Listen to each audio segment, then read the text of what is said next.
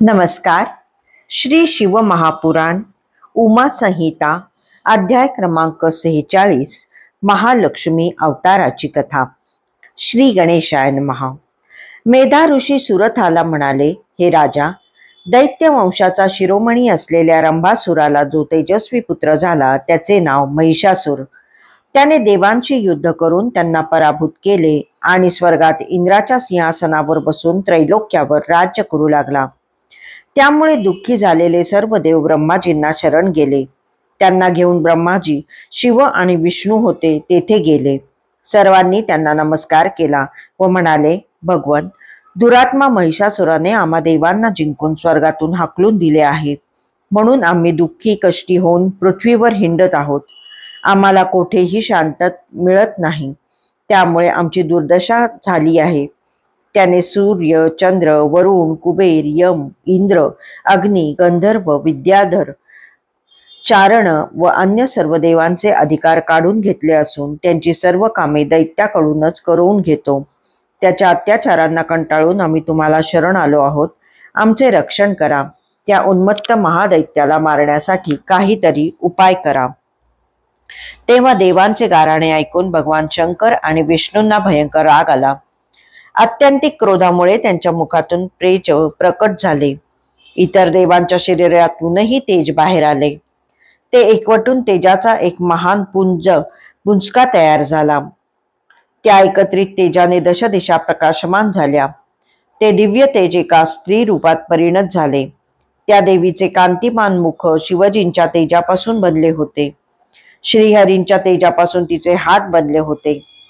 यमाच्या तेजापासून केस, चंद्राच्या तेजापासून दोन्ही स्तन, इंद्राच्या तेजापासून कटिभाग, वरुणाच्या तेजापासून मांड्या व पोटऱ्या, पृथ्वीच्या तेजापासून नितंब, ब्रह्माजींच्या तेजापासून दोन्ही चरण, सूर्याच्या तेजापासून पायांची बोटे, वसूंच्या तेजापासून हातांची बोटे, कुबेराच्या तेजापासून नाक, प्रजापतीच्या तेजापासून दात, अग्नीच्या तेजापासून 3 नेत्र, संध्येच्या तेजापासून दोन्ही भुवया, वायूच्या तेजापासून दोन्ही कान आणि अन्न देवांच्या तेजापासून इतर अंगे तयार होऊन त्या पद्मालयात परमेश्वरीचे आविर्भवन झाले होते. सर्व देवांच्या एकत्रित तेजोराशीतून प्रकट झालेली ही देवी म्हणजेच महालक्ष्मी. तिला पाहून देवांना फार आनंद झाला. त्यावेळी तिच्याकडे कोणतेही शस्त्र नव्हते, म्हणून देवांनी तिला शस्त्रास्त्रांनी संपन्न करण्याचा विचार केला. महेश्वरांनी तिला त्रिशूळ दिला.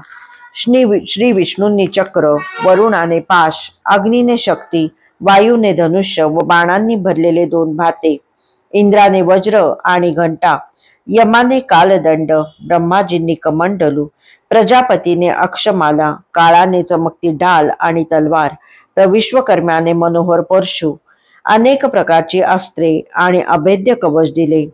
सूर्याने तिच्या रोमकुपांमध्ये आपली किरणे प्रविष्ट केली. क्षीरसागराने सुंदर हार, कधीही जीर्ण न होणारी 2 दिव्य अस्त्रे, चूडामणी, 2 कुंडले, कंकणे, अर्धचंद्र, सलकडे, मनोहर नुपूर, गळ्यात घालावयाची आभूषणे आणि बोटांमध्ये घालण्यासाठी रत्नजडित अंगठ्या दिल्या. समुद्राने कधीही न कोमेजणाऱ्या फुलांची माळ व कमलपुष्प दिले. हिमालयाने सिंह हे वाहन आणि अनेक प्रकारची रत्ने दिली. कुबेराने मदिरेने भरलेले पात्र दिले. शेषाने नानाविध मणी फुंकून तयार केलेला आणि विचित्र रचना कौशल्याने सुशोभित असा नागहार दिला. तेथे असलेल्या अन्य देवांनीही आयुधे, आभूषणे व दिव्य वस्तू भेट देऊन त्या देवीचा सन्मान केला. तेव्हा शस्त्रास्त्रांनी युक्त झालेल्या भगवतीने वारंवार अट्टहास्य केले. मोठ्याने गर्जना केल्या. त्या आवाजाने दशदिशा दणाणल्या. भूमंडळ, नभोमंडळ हादरले. समुद्राने मर्यादा सोडल्या. त्या गर्जनांचा भीषण प्रतिध्वनी ऐकून त्रैलोक्यात मोठी खळबळ माजली. तेव्हा सर्व देवांनी तिचा जय जयकार केला. तिची मनोभावे स्तुती केली. महालक्ष्मी स्वरूप जगदंबेच्या अट्टहास्याने व गर्जनांनी त्रिभुवन व्याकुळ झालेले पाहून महिषासुर संतप्त झाला. असुरांची सुसज्ज सेना घेऊन मोठ्या त्वेषाने आवाजाच्या रोखाने निघाला. त्याने आपल्या प्रभेने त्रैलोक्य व्यापून टाकलेल्या त्या देवीला पाहिले. तिला युद्धाचे आव्हान दिले. मग सुरू झाले एकच भीषण युद्ध. महिषासुराचे चिक्षुर, चामर, उदग्र, कराल, उद्वत्त, बाष्कल, ताम्र, उग्रास्य, उग्रवीर्य, बिडाल, अंधक, दुर्धर, दुर्मुख, त्रिनेत्र आणि महाहनु आदी युद्ध निपुण महावीर देवी बरोबर एकाच वेळी युद्ध करू लागले. त्यांनी तिच्यावर अनेक शस्त्रास्त्रांचा मारा केला, पण त्या महामायाने कोणालाही जुमानले नाही. त्यांच्या प्रत्येक प्रहार हाणून पाडला. मग गदा, बाण, त्रिशूळ, शक्ती आणि परशु या आयुधांनी महिषासुराच्या चिक्षुरादी सर्व वीरांना ठार करून दैत्यसेनेचा भीषण संहार केला. ते पाहून संतप्त झालेल्या महिषासुराने आसुरी मायेच्या योगाने महिषाचे रूप घेतले आणि देवीच्या उच्छ्वासातून उत्पन्न झालेल्या गडांवर प्रखर हल्ला चढवला. त्याने कोणाला खुरांनी चिरडले, कोणाला शिंगांनी विदीर्ण केले, कोणाच्या शेपटीला तडाख्यांनी बडवले, तर कोणाला धडकांनी गारद केले. अशा प्रकारे देवी गणांचा समाचार घेऊन तो तिच्या सिंहाला मारण्यासाठी धावला. तेव्हा भगवती फारच संतप्त झाली. ते पाहून महिषारूपातील दैत्यराजाने मोठ्याने गर्जना करून तिला युद्धासाठी ललकारले. तो खुरांनी जमीन उकरू लागला. शिंगांनी मोठाले पर्वत उकळून तिच्यावर फेकू लागला. त्याने मोठ्या वेगाने भ्रमण करून आकाशातून पृथ्वीवर शिलाखंडाचा मारा केला. त्याच्या शेपटीच्या फटकाऱ्यांनी समुद्र भंगले. त्यांचे पाणी किनाऱ्याच्या मर्यादा सोडून भूप्रदेशात घुसले. अशा प्रकारे त्याने सर्वत्र हाहाकार उडवून दिला. क्रोधाने उन्मत्त झालेल्या महिषासुराला आवरणे अत्यंत आवश्यक होते. त्याला मारण्यासाठी अंबिकेने त्वरेने उपाय केला. तिने पाश टाकून त्याला बांधण्याचा प्रयत्न चालवला. तेव्हा त्याने महिषाचे रूप टाकून सिंहाचे रूप घेतले. ती त्याची मान कापणार तोच त्याने खड्गधारी पुरुषाचे रूप घेतले. तिने त्याला बाणांनी विद्ध केले. तेव्हा त्याने हत्तीचे रूप घेतले आणि सोंडेने प्रहार करू लागला. देवीने मोठ्या खड्गाने त्याची सोंडच कापून टाकली. म्हणून त्याने पुन्हा एकदा महिषाचे रूप घेतले आणि चराचरासहित त्रैलोक्याला प्रक्षुब्ध करू लागला. ते पाहून महामाया चंडिका भयंकर संतापली. मदिरापान करून वारंवार अट्टहास्य करू लागली. तेव्हा बल आणि पराक्रमाने उन्मत्त झालेला तो दैत्यही भयंकर गर्जना करू लागला. मोठमोठे पर्वत उखडून तिच्यावर भिरकावू लागला.